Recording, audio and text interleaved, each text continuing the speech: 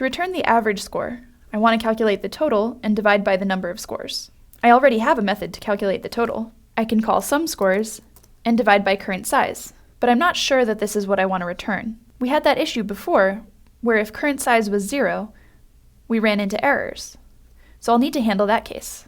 If the current size is 0, I want to return 0. Otherwise, it's safe to calculate the actual average.